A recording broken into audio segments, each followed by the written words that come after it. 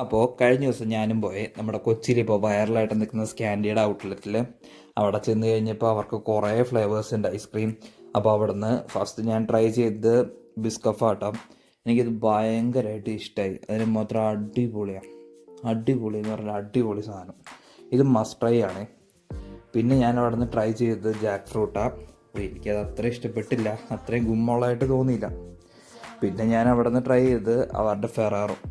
അതും അടിപൊളി അടിപൊളി എന്ന് പറഞ്ഞാൽ അടിപൊളി സാധനം. ഇതും മസ്റ്റ് ട്രൈ ആണ്. ശരിക്കും പറഞ്ഞാൽ നമ്മുടെ ഫെറാറോയുടെ മിഠായി കഴിക്കില്ലേ, അതേ സെയിം ഫീലായിട്ട് ഇത് കഴിക്കുമ്പോൾ. അതിന് മാത്രം അടിപൊളിയാണ്. പിന്നെ ഞാൻ ട്രൈ ചെയ്തു വാട്ടർ ബേസ് ആയിട്ടുള്ള ടാമറിൻ്റെ.